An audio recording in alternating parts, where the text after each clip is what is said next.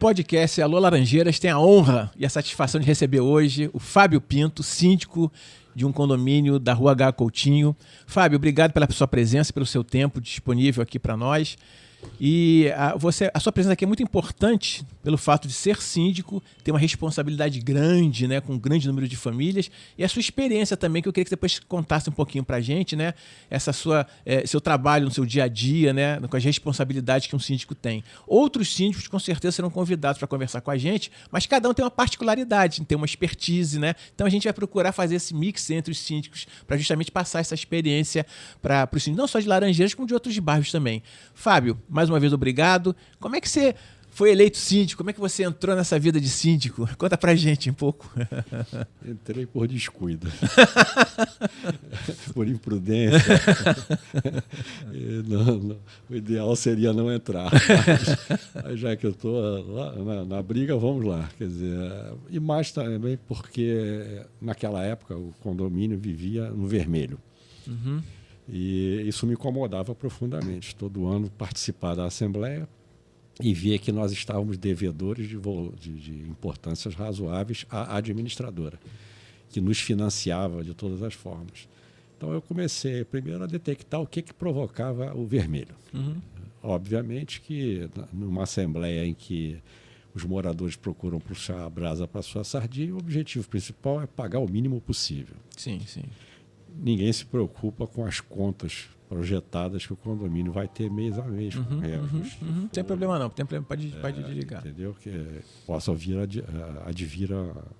a aumentar a despesa. Pois bem, então o que eu fiz? Eu identifiquei duas grandes despesas que precisavam ser trabalhadas. A primeira delas é a folha de pagamento, que na época se pagava hora extra demais, e os funcionários não tinham nenhum tipo de controle de presença, horário, trabalhar em feriado ou não, manusear lixo ou não. Quer dizer, havia uma despesa, um desperdício de dinheiro na folha de pagamento. O segundo, que era... São os famosos ralos, né, da administração. O segundo era a conta de energia. Sim. Era muito alta e, obviamente, estava acima do que se poderia tolerar num prédio de 8 andares em áreas comuns. A terceira era o consumo de água. Era muito grande. Então, eu comecei a ver o que a gente podia diminuir. A água é uma das maiores contas de um condomínio, é a conta de água, não é isso?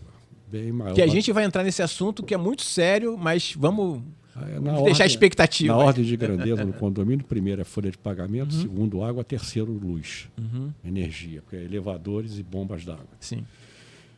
Então, comecei a trabalhar os funcionários, cheguei a uma conclusão que o melhor, em vez de ficar pagando hora extra, era ter 5 funcionários para resolver problema com férias. Porque tem condomínio que está pensando hoje em dia em enxugar o número de funcionários, mas você manteve o número, não é isso? Eu aumentei. Aumentou o número. Você está meio que na contramão do pensamento dominante em muitos síndicos. Qual é a fórmula para isso? Quer dizer, eles podem trabalhar com empresas particulares, terceirizadas, que vão fornecer uma mão de obra para a eventualidade que eles tenham. Eu ainda preferi botar na ponta do lápis, trabalhar pela base, mandei os que na época os mais antigos que tinham um salário maior embora, recontratei novos.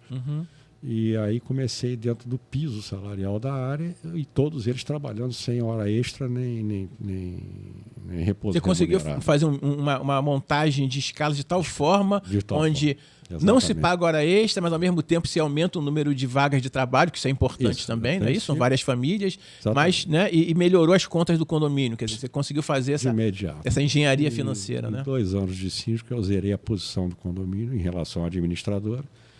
E hoje, mais 4 anos depois, a gente tem um saldo de caixa razoável sem precisar ficar pedindo dinheiro a ninguém para certas obras de médio porte. Você quantos anos você está como síndico lá do condomínio? Estou no 6º período agora. 6º ano como... Fui reeleito agora em março pelo 6º Parabéns pela reeleição. Não sei. Até agora ainda estou vendo se eu mereço parabéns ou não. E o síndico, assim, essa relação... Porque eu costumo dizer que o verdadeiro líder, o grande líder dentro dos bairros, são os síndicos, que às vezes muitos deles não se encaram como líderes, mas são os líderes, né? Por conta, até porque são eleitos pelos seus condôminos, enfim. Ou então, às vezes, até mesmo é um síndico contratado, profissional. Mas, de qualquer maneira, exerce uma liderança, né? E, ao mesmo tempo, tem esse convívio com os moradores, né? O síndico, ao mesmo tempo, ele é um pouco psicólogo, advogado, assistente social, enfim, é um pouco de cada coisa, né? E essa relação, e tem às vezes eu falo assistente social porque tem muitos moradores às vezes que moram sozinhos, Sim. doentes, Sim. E não tem, o parente não ajuda, ou então não aparece. A salvaguarda desse morador é o porteiro e o síndico, não é isso? Exato. Acontece isso com você também? Já aconteceu? Eu já tive casos de moradores falecerem no apartamento. E a gente só descobria 2 dias depois, porque deu falta dele, não ter parente nenhum próximo, e a gente tem que cuidar de tudo, inclusive do enterro. Eu tenho, dentro desse condomínio, 3 senhoras de idade que são sozinhas. Têm mais de 80 anos e vivem sozinhas. Sim, então, sim, elas são a minha preocupação diária. Primeiro, acordou, você viu se a fulana saiu de casa, se não saiu, tem luz acesa, está apagada, para ver se elas estão bem, né? Claro. E tem alguns apartamentos que não ficam, a chave fica comigo, porque numa emergência eu posso ter que entrar. 2 unidades deixam a chave comigo, porque tem pessoa de idade, parente deixam. E assim a gente vai tocando, quer dizer, então realmente é isso. Agora mesmo estou vendo uma condômina agora ligar para mim aqui, que eu tenho certeza que vai reclamar alguma coisa. Provavelmente barulho de obra. Você tocou num ponto importante também, nessa questão da chave, do parente e tal. É importante os porteiros também e o próprio síndico ter o contato telefônico de filhos ou de parentes das pessoas mais idosas. Isso é muito importante, né? Porque muitas vezes você precisa de alguma coisa, aí vai recorrer aqui, vai avisar quem, vai fazer o quê. Exatamente. Então é importante que não só os porteiros e os síndicos sejam proativos nisso, mas que os parentes também se preocupem em deixar seus contatos telefônicos com a administração do prédio, né? Nem todos são permeáveis a esse tipo de coisa. Sim, com certeza. Ela tem um sobrinho vivo, ele não me dá a chave de forma alguma. Mas eu, de qualquer maneira, fico de olho, porque ela já aconteceu dela esquecer panela no fogo, pela idade que está, e aí pegar fogo no que ela estava cozinhando, e a gente tem que quase chamar bombeiro. E às vezes, no caso de uma fatalidade assim, sempre também tem que tomar, o síndico, imagino eu, tem que tomar muito cuidado também com aqueles que chegam, não, eu sou o parente, vim buscar aqui, tem a chave, vou entrar no apartamento, aí começa a revirar as coisas. Até nisso o síndico é um pouco de investigador policial também, além de todas as outras funções. E com os moradores de modo geral, o Fábio, você acaba que, nessa função que eu também coloquei, talvez como psicólogo, muitas vezes brigas de casais, brigas de familiares, dificuldade de relacionamento entre vizinhos, o síndico também entra nessa toada e tenta fazer um meio de campo, né?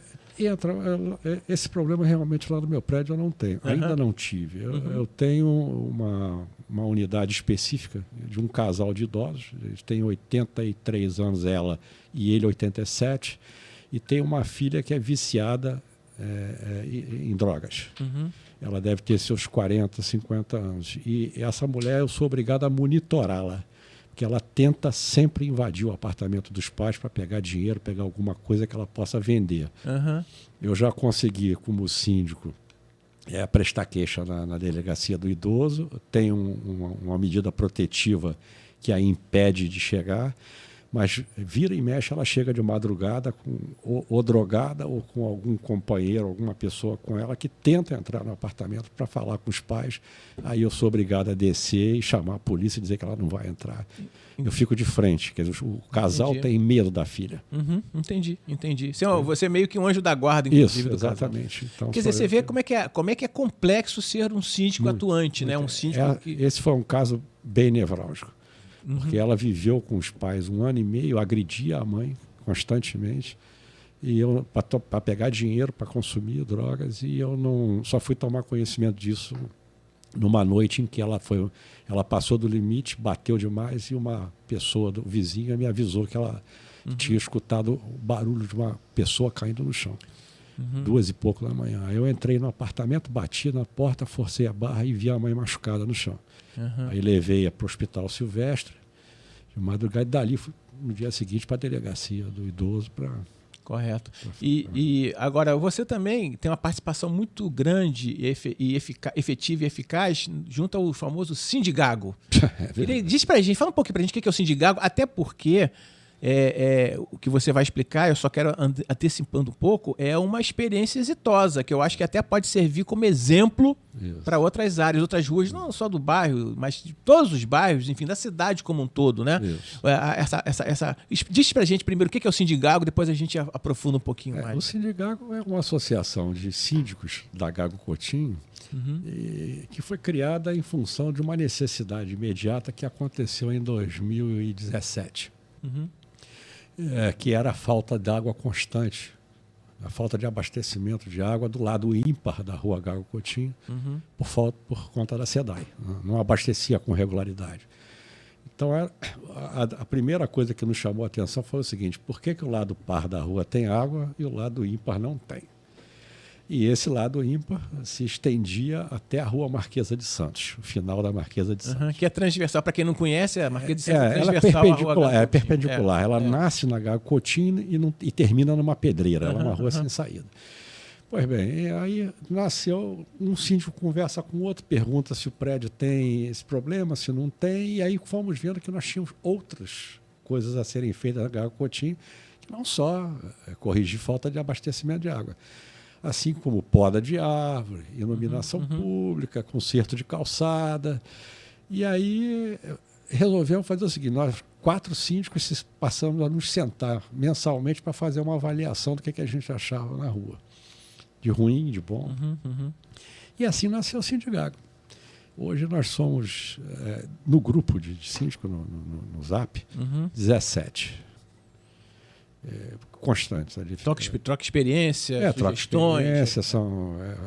Quando a gente comenta logo de imediato falta de luz, quando cai fase, para ver se está acontecendo a mesma coisa nos outros, e com questão de segurança também. Sim, claro. Vocês tiveram até uma vitória muito interessante, coisa de 2 anos atrás, que foi em relação a uma casa que foi comprada pelo hospital, né, que fica na Rua das Laranjeiras, né? O hospital da Rede Casa. E eles eles compraram uma casa na Rua Gago Coutinho para abrir uma passagem pelos fundos para retirar corpos do necrotério deles. E aí começaram com lixo hospitalar e coisa e tal, e a coisa foi criando um transtorno para os moradores com certeza.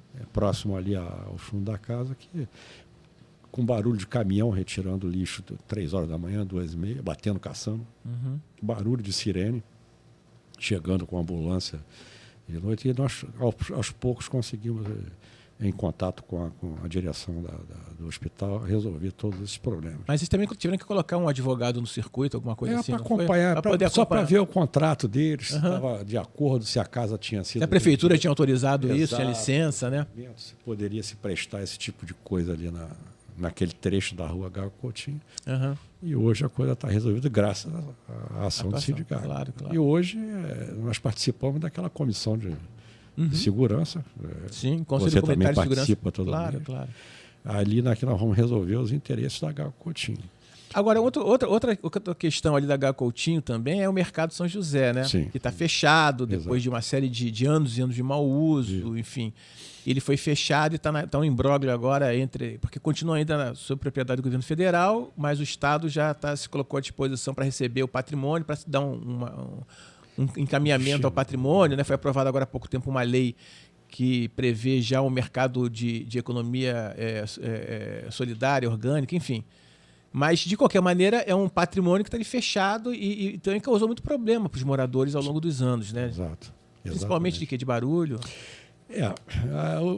Meu prédio não é limítrofe com o mercadinho, quer dizer, eu sofria menos do que outros. Eu tenho os fundos do meu prédio dá para o mercadinho. Então, um problema maior era o barulho, até altas horas da noite.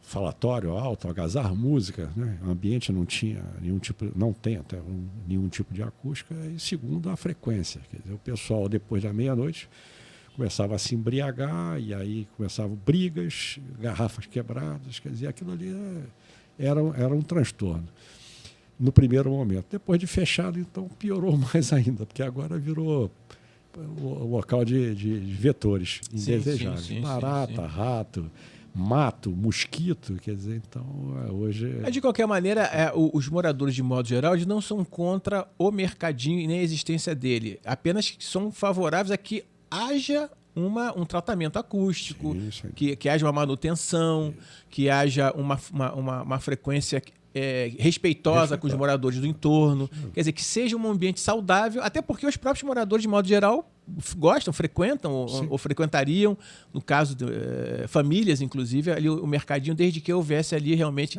e haja boas instalações, instalações seguras também, né? A destinação também é um pouco modificada, porque no final dele, até fecharem ali, estava funcionando somente com bar, só bares. E a gente, desvirtuando o que no início era atividades culturais também, né? Cultural, então o interesse nosso seria que voltasse esse tipo de utilização. Né? Artesanato, estimular os moradores do entorno de participarem de feiras orgânicas, coisas que não obrigatoriamente levassem a ter bares. É óbvio que o bar é importante, quer dizer, o restaurante, nem o bar. O restaurante é fundamental, seria interessantíssimo ter um restaurante natural, coisa e tal. E também estimular peças teatrais infantis, que tivesse algum tipo de coisa que as crianças do nosso bairro pudessem aproveitar. Até porque é perto do Parque Guine, quer dizer, você fazer um complexo cultural infantil, né? Exatamente. Parque Guine com o Mercado São José, aos domingos, por exemplo. Essa seria uma coisa muito... ali seria fundamental. Fundamental, fantástico isso. E nós temos... Aí a criança pode brincar num domingo de manhã, começar a brincar no Parque Guine, ver depois uma peça de teatro no Mercado São José. O papai e a mamãe almoçam ali dentro. Perfeito. E depois já uma sorveteria natural. Fica uma coisa muito legal, uma coisinha. Tem um pessoal que trabalha com roupas, montar roupas bonitinhas para criança. Tem todo um contexto que pode ser utilizado. E até servir de atração turística, né? Sim, sem dúvida. Movimentar a economia, né, da cidade. Exato. E, enfim, é uma coisa tirar muito um pouco daquelas feiras que ficam lá no Largo do Machado e trazer para dentro do espaço. Atividades sazonais, né? Durante uma época, depois vem um outro tipo de feira, depois vem outro tipo de atividade, respeitando o silêncio, com o tratamento acústico, claro, né? Com essas questões todas.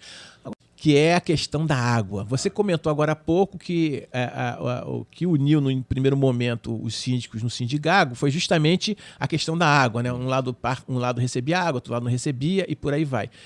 E nisso a gente tinha aqui no Rio de Janeiro a SEDAI como era uma estatal, que era a concessionária, né, pela distribuição de água, coleta e tratamento de esgoto. Uma parte da cidade do Rio de Janeiro foi privatizada, né, mas o grosso da cidade... Eu estou falando, vamos nos fixar na cidade, porque... Né, senão, se eu começar a trabalhar também com a questão do Estado, a gente fica meio, né, perdido. Mas da questão da cidade. A SEDAI, ela... Parte da operação dela passou agora para uma empresa privada, Águas do Rio. Quer dizer, a distribuição de água na Zona Sul, Centro e, se não me engano, parte da Zona Norte, e a coleta e o tratamento de esgoto ficou com essa empresa Águas do Rio, que é sucessora da SEDAI. Sim. Mas houve problemas da SEDAI que você tem que lidar até hoje com esses problemas todos.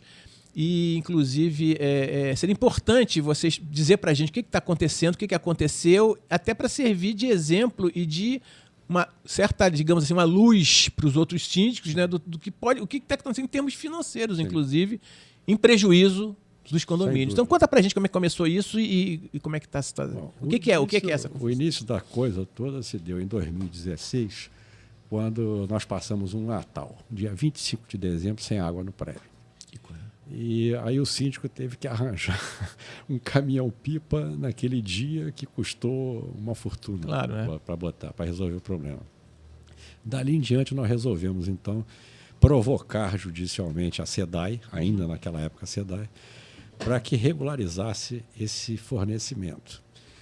E isso foi uma ação desgastante, trabalhosa, que resultou numa sentença judicial que obrigou até a passagem para Águas do Rio, a SEDAI, a fornecer para o nosso condomínio um mínimo diário de 12 mil litros de água. Então, eles tinham que comprovar diariamente a colocação de água no prédio. Como é que eles conseguiam fazer isso? Através do hidrômetro e através de entrega de caminhão-pipa quando eu acionava a SEDAI por falta de abastecimento. Parava de entrar água, eu entrava no site da SEDAI e reclamava o caminhão. Não sendo atendido, eu comprava um caminhão-pipa e esse caminhão era judicialmente determinado um valor de 7 vezes maior do que eu comprava o caminhão pronto na rua, no mercado. Até uma forma de sancionar a SEDAI para que ela mantivesse a entrega regular da água. Né? Exato. Então, isso até a passagem para Águas do Rio resultou no seguinte resultado eficaz, a eficácia da coisa.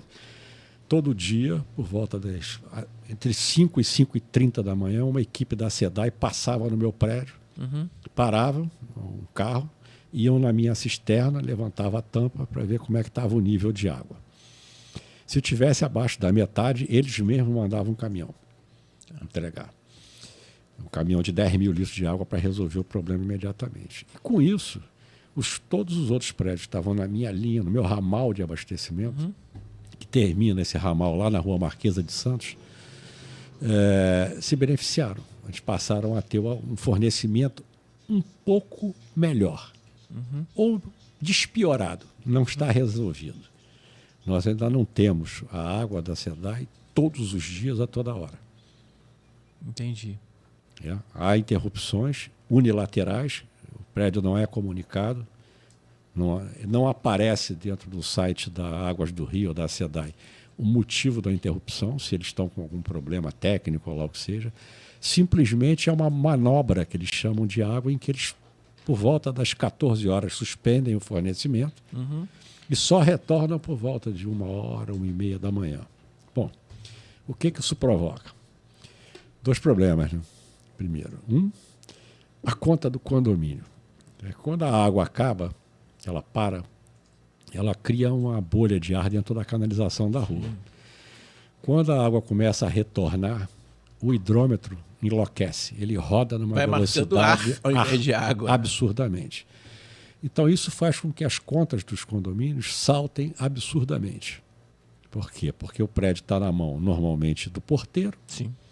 que não está se preocupando se a água está entrando ou não está entrando. Né? Isso devia ser uma atribuição delegada pelo síndico, para que os porteiros, o porteiro-chefe, o nome que queira dar, naquele horário tenha que ficar atento à entrada de água na cisterna para interromper o fornecimento de ar. Basta que parou de cair água, fecha o registro principal do prédio e aguarde o retorno da água para abrir novamente. Com isso, já vai dar uma economia na conta na ordem aí dos 20% a 25%. O desperdício de água. Né? Então, essa ação provocou esse tipo de coisa. E nós, então, passamos a ter, a partir de 2020, uma melhor regularidade de água. Não está resolvendo ainda, como eu disse, mas está bem melhor do que era antes. Então, esse problema, isso provocou uma nova ação, agora no caso do nosso condomínio com a SEDAI. O que é? A Águas do Rio herdou da SEDAI uma forma de cobrança que eles dão o nome de economias. Sim. Ou seja, o que é uma economia para eles? Economia é uma unidade do nosso condomínio, um apartamento. Né? Tanto faz ser de 1 quarto, 2 quartos, 3 quartos, eles chamam de economia. Então, um prédio com 10 apartamentos são 10 economias. 10 economias mais uma da área comum do prédio. Eles sempre cobram uma a mais. Então, no caso do meu prédio, nós somos 26 economias. São 25 apartamentos com a cobertura, mais uma economia de área comum. Essa nomenclatura, economia, ela tem uma atribuição que nós não conseguimos até hoje descobrir. Ela provoca uma valoração em dinheiro que, multiplicada pelo número de economias, dá na conta do condomínio um valor atribuído pela SEDAI para que você tenha sido obrigado a gastar. Ou seja, não adianta economizar água. Se você economizar água, paga pelo número de economias. Talvez isso não fique muito claro para quem vai nos escutar, mas é mais ou menos o seguinte. Parabéns, você economizou água, eu vou te cobrar por ela X reais. Ah, mas eu só gastei isso. Mas você tinha o direito de gastar tanto de água. Não gastou porque não quis. Que coisa. Vai pagar por ela. Quer dizer, você economiza, faz uma campanha interna com os moradores, controle suas descargas, não deixe as águas, a pica pingando, não lave lavagem de carro toda hora, garagem, lavagem de carro. Tudo isso você recebe como prêmio de consolação, um tapa na cabeça e uma cobrança indevida. Bom, então, como é que um síndico vai saber se o prédio dele está sendo roubado ou não? O termo é chulo, mas é a realidade, é roubo. Não tem outro termo para ser colocado. Na conta de água, tem uma coluna em que diz assim, na leitura, no campo da leitura, o medido, o lido realmente, que é o que o hidrômetro marcou, e o do lado, o faturado. Sim. Se essa conta, se o faturado for maior do que o medido, em litros, em metros cúbicos de água, é o total do que você foi roubado. Que o condômino pagou sem receber. Quer dizer, aquilo que é medido é uma coisa e o que é faturado é outra coisa. E quer dizer, se você economizou, fez o que você fez, o medido pode estar bem aqui abaixo, mas o faturado vai se manter aquele valor. Vai ser dentro da tabela que eles têm. Uma cobrança mínima, de valor mínimo, né? Em cima da tabela por unidade de consumo, que eu prefiro chamar unidade de consumo, ou economias, como eles usam. Então, quem nos estiver ouvindo pode imaginar, será que o meu prédio está nessa situação? Quer dizer, primeiro, vocês precisam pegar as contas de água.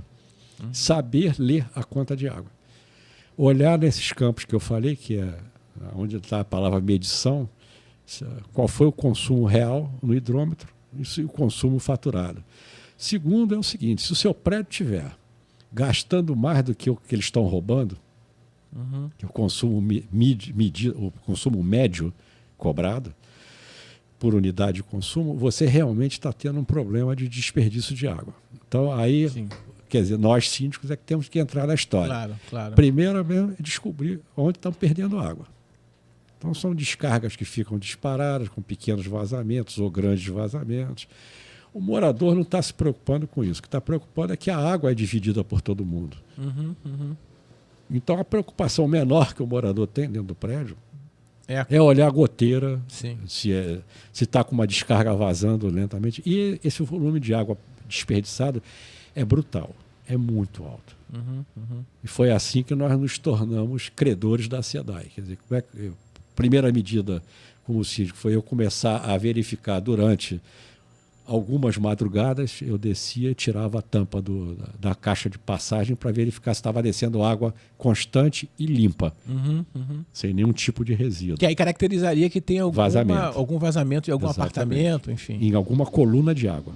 Entendi. Né? Porque normalmente cada coluna tem 3 entradas de água. Água quente, água fria, descarga de banho de empregado, etc. Então, lá em cima, os síndicos que estiverem me ouvindo vão entender. No barrilete, ele vai saber quantas colunas de água tem cada unidade, cada final de prédio. Mas é bom caracterizar, falar isso, Fábio, porque às vezes tem síndicos recém-eleitos, pessoas que nunca foram síndicos, então acaba que tem uns que são mais antigos, como você, que tem experiência, mas tem outros que são mais novos. Então, às vezes, até essa explicação bem detalhada é importante. Então, o caminho inverso é esse aí. Você começar a olhar se o seu consumo estiver acima do que a SEDAI está te cobrando, está te cobrando pelo medido, está acima da média deles, você está com desperdício de água. Então, tem que começar a verificar isso. Não é simpático, porque o síndico vai ter que começar a fazer vistorias por unidade. Muita gente resiste a isso.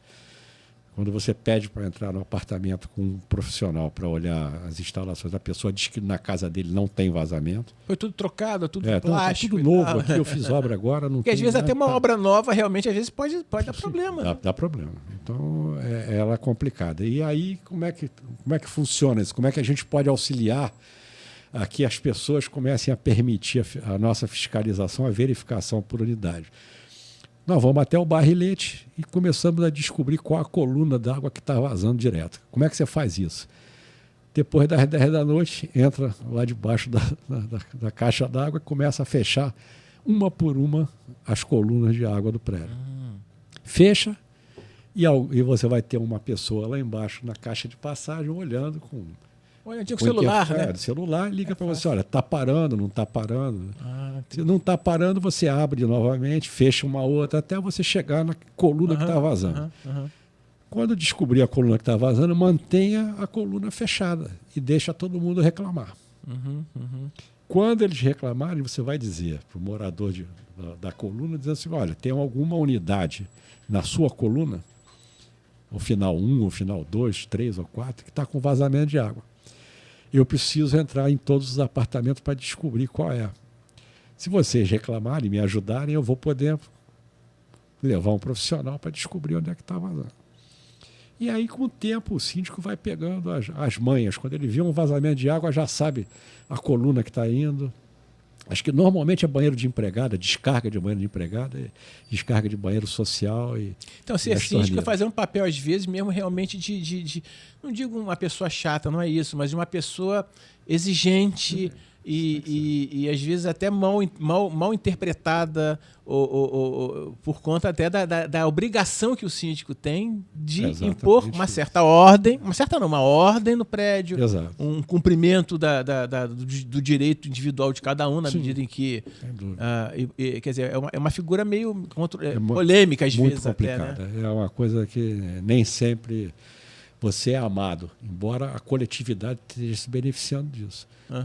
Na verdade, quando um condômino não liga para a unidade dele, está vazando uma descarga, daqui a pouco eu vou e conserto. Todos os outros moradores vão estar pagando pelaquela água dele vazando.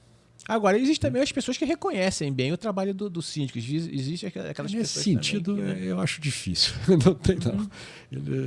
Eu tenho unidades lá dentro do prédio que até hoje resistem à minha entrada, embora saibam que eu vou entrar. E a forma com que eu trato a coisa. Quer dizer, eu primeiro aviso aos moradores, olha, estou fechando a coluna tal da unidade com final 1 porque tem um vazamento de água lá embaixo que eu não estou conseguindo identificar. Vou bater em um por um dos apartamentos. Se deixarem eu entrar, eu verificar onde está, nós vamos corrigir. Embora não seja a função do síndico corrigir o problema da unidade, é do morador. Mas, com tudo isso, a gente ainda colabora com mão de obra especializada para resolver de imediato o problema. Agora, retornando um pouquinho só essa questão da água, do fornecimento de água e coleta de esgoto. Então, quer dizer, há uma cobrança... Pode ser até uma cobrança mínima, né? Porque se você cobra um valor faturado muitas vezes ou algumas vezes maior do que o consumido, é porque está vindo como de acordo com o número de economias que você explicou. É uma cobrança mínima. Agora, cabe aos condomínios pleitearem a devolução desse dinheiro pago a mais? Existe já decisões nesse sentido? Já existe decisão judiciária no sentido de proibir a cobrança através dessa formulação de cobrança por economias, em todos os edifícios em que tenha um hidrômetro comum para todas as unidades. Então, se tiver cada apartamento tiver a sua unidade, esse vai pagar o seu desperdício. É uma exceção da exceção, né? Sim, os prédios muito novos. Só os novos é que tem. A maioria, 99% dos prédios antigos, todos eles são cobrança por um medidor único. Então, cabe sim. A ação ela é rápida, ela é eficaz.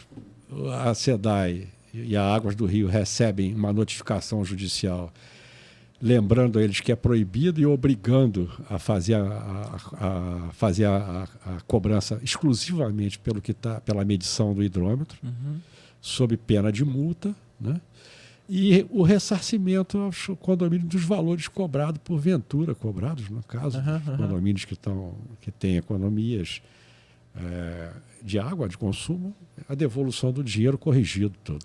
Porque a devolução do dinheiro do ar que é cobrado muitas vezes fica muito difícil você caracterizar. Agora, esse aí você tem os documentos na mão, tem a própria conta, é um comprovante, é o comprovante da irregularidade, não tenho o que discutir. Agora, eu torno a dizer, para a conta ficar positiva para o condomínio, quer dizer, há necessidade que tenha um cuidado de não estar gastando mais do que o projetado pela SEDAI. E existem condomínios que pagam mais. Agora, quer dizer, se você utilizar menos água, você é cobrado por aquele mínimo. E se você gastar mais água, não importa o mínimo ali, não, nem existe o máximo.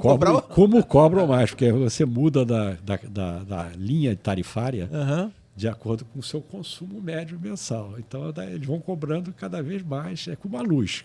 Passou de 100 kW é X, passou de 120 kW é Y. E na conta de água não fica atrás. Claro. Eles pegam o teu consumo, vamos dizer, de 400 mil litros mês e dividem 100 mil para a primeira linha, que é a mais barata, mais 100 mil para a segunda linha, que é um pouquinho mais cara, e o restante eles vão empurrar em cima do consumo máximo da tabela deles, que vai transformar as contas. O céu é o limite, né? É, exatamente. E a cobrança é casada, quer dizer, a conta é de água e esgoto. Quer dizer, água você tem uma 100%. 100% e dobra que em tese. Mesma coisa. Se você gastou R$1.000 de água, vai pagar R$1.000 de esgoto.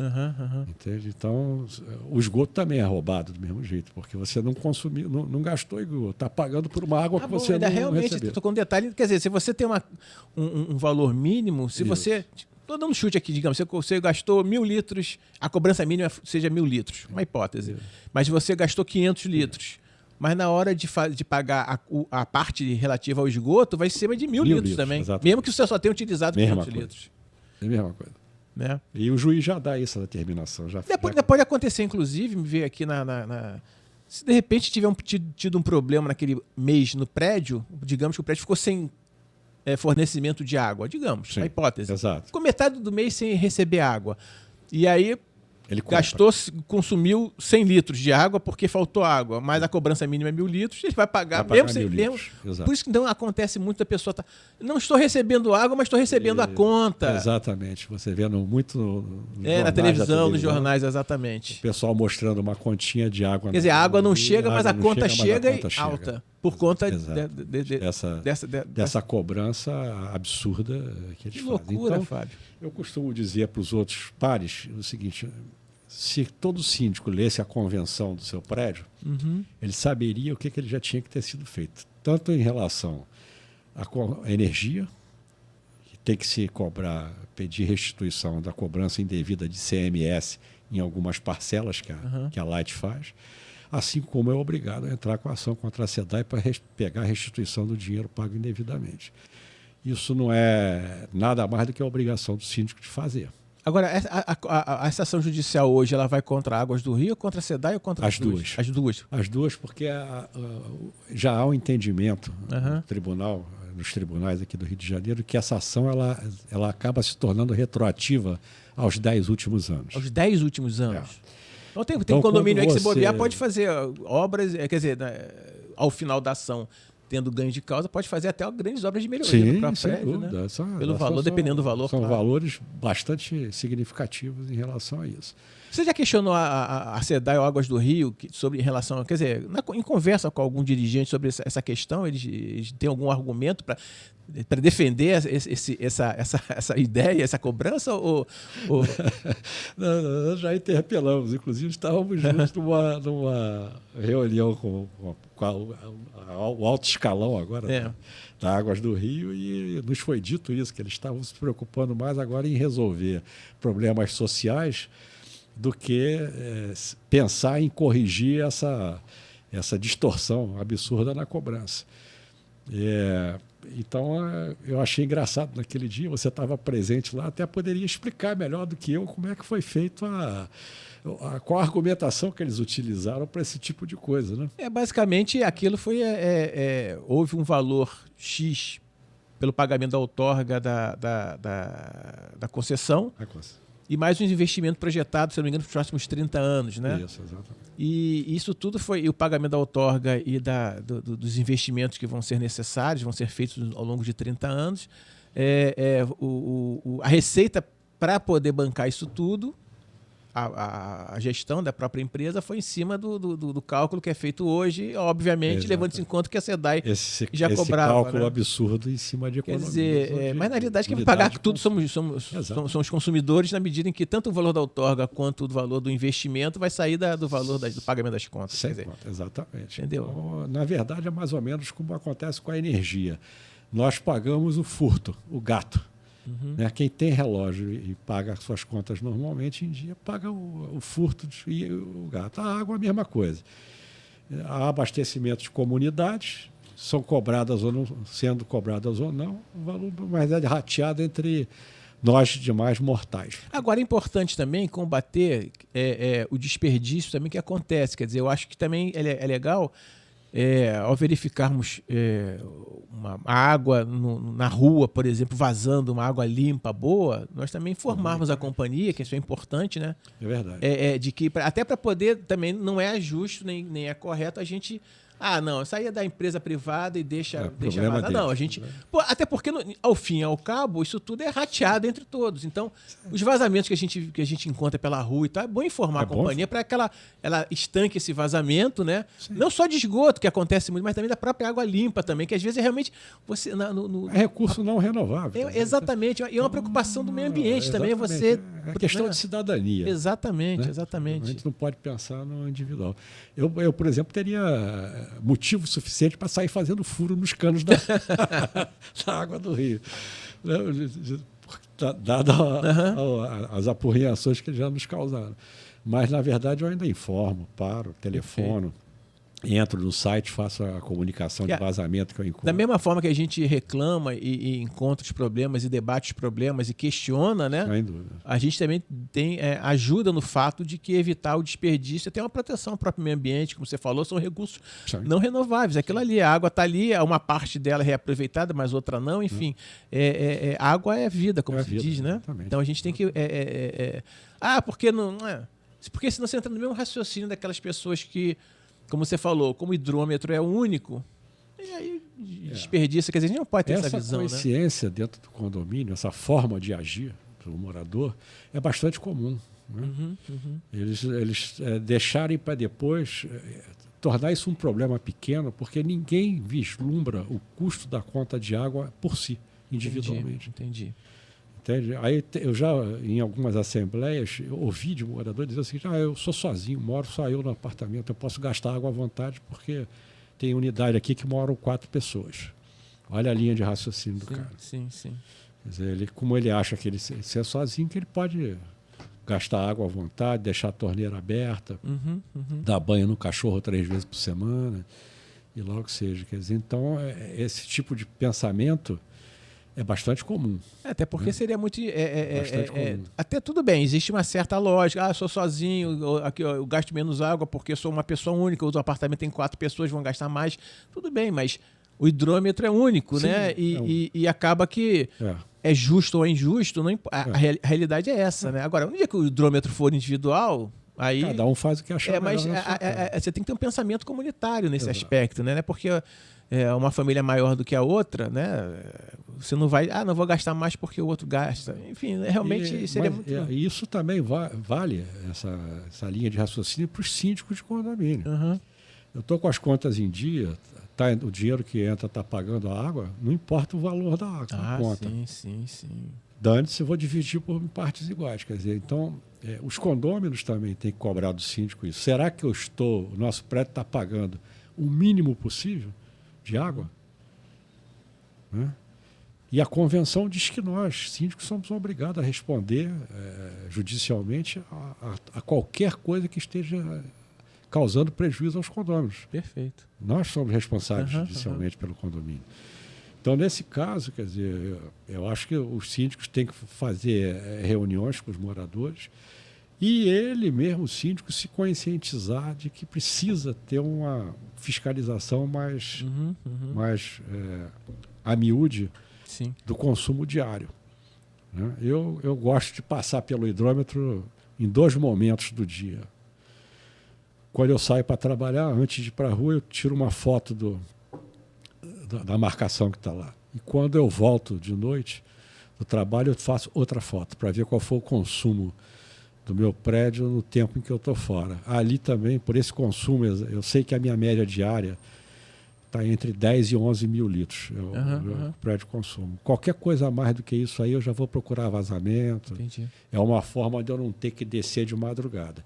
Agora, é sacrificante. O cara realmente até o síndico se dedica. Não adianta terceirizar para os empregados do prédio, né? A obrigação. Não. Você pode treinar, fiscalizar, acompanhar, mas a responsabilidade final é do síndico. É do síndico, não tem jeito. É você mesmo que tem que passar ali, pede ao funcionário no turno da noite que fique com o ouvido atento a barulho de água, porque quando está vazando, os grandes vazamentos, principalmente descarga disparada. Para a gente terminar essa nossa conversa aqui, mas antes, uma coisa que você comentou um tempo atrás, que é a questão da bomba d'água. Quer dizer, o perigo que é se deixar, às vezes, a bomba d'água ligada no automático direto. Você comentou alguma coisa? O acidente acontece em alguns condomínios porque a válvula de retenção das bombas travam. Elas vão sofrendo desgaste com o cloro da água. Então, isso já aconteceu no meu prédio. Só não pegou fogo na casa de bomba porque não era o nosso dia. Mas a bomba ligou de madrugada, o vigia não percebeu que ela estava com barulho diferente e ela foi puxando a água até arrebentar toda a canalização. Esquentou e foi um prejuízo gigantesco para o condomínio, porque eu tive que trocar toda a canalização da cisterna até a arrancada acima da bomba d'água para trocar por canos novos, coisa e tal, e sem contar com o reparo da bomba. Sim. E não pegou fogo, por sorte. Poderia ter acontecido um acidente de maiores proporções. Então, eu passei a resolver o seguinte: às 10 horas da noite, 9h30, eu vou lá e desligo as bombas. Elas ficam durante a noite sem funcionar. Entendi. Até porque a cisterna está abastecida. Está cheia, a caixa d'água superior também. Então, quer dizer... Raras vezes, na parte da manhã, quando eu desço para religar o funcionamento da bomba, alguma delas pede água. Raros são os casos. Normalmente não. Porque à noite então, o consumo é bem menor. Durante o dia hora, sempre tem o ouvido do funcionário. Mas você costuma religar que horas? 7 horas da manhã, 6 horas? Eu religo 6h30, 7h30. Eu acordo muito cedo. É o pessoal que está acordando para ir para o trabalho, para a escola, para a faculdade. Eu vou lá para dar uma olhada para ver o horário do pessoal. A minha rendição no prédio é às 6 horas da manhã. Então, geralmente, 6h10, 6h15 eu desço na portaria para ver se todo mundo chegou no horário, para não marcar a folha de ponto fora do horário, etc. Que bom. Dá bom dia para o síndico, para começar o dia bem. Fábio Pinto, muito obrigado pela sua presença, sua participação. Com certeza esse assunto não se esgota aqui, a gente tem outros desdobramentos, porque a participação comunitária de você, do seu prédio, dos outros síndicos do Sindigago é importante, junto também com os demais prédios, com a associação local, enfim, com tudo isso é fundamental, né, essa vida comunitária, né? Sem dúvida. Que é para poder justamente fazer a união faz a força, mas é cada vez mais verdadeira essa frase. E você deixou claro aí a necessidade da união e de se prestar atenção nos detalhes. Quando você falou a questão do vazamento de água, é um detalhe que faz a diferença no final das contas nas contas, né? Faz toda a diferença. Toda a diferença. Toda a diferença. Né? E é importante também lembrar o seguinte, quer dizer, não basta só a gente ter as associações. É importante fortalecer a nossa associação de bairro. Né? Sim, quer claro. dizer, então, a nossa associação de síndicos lá o grupo de síndico da Gago Coutinho está há pouco tempo filiada à AMAL, mas eu me arrependo de não ter já vindo há mais tempo, né? Porque é muito importante. Você vê que nós estamos aqui, acho que há uns 5 meses ou 4 meses, e cresceu essa interação, essa aproximação. Porque é importante essa interação até para poder saber os problemas locais e para não ficar só uma associação de bairros não atuando pontualmente. Ela vai atuando no macro, claro, né? Porque no micro, você tendo aquela organização local, o micro vai sendo atendido diretamente pelo próprio local, com o apoio, né, das associações de bairros, digamos assim, de modo geral. Agora, tem aquelas questões macro, né, que tem que lidar com as autoridades, com uma série de coisas que interessam não só uma rua, não só uma praça, interessa um pedaço, uma área muito maior, e são às vezes assuntos muito mais abrangentes, né? E aí foge um pouco aquele escopo meramente local. Então é importante essa interação de uma associação de bairros atuante com as organizações locais também, dos síndicos, dos moradores, fazer uma via de mão dupla.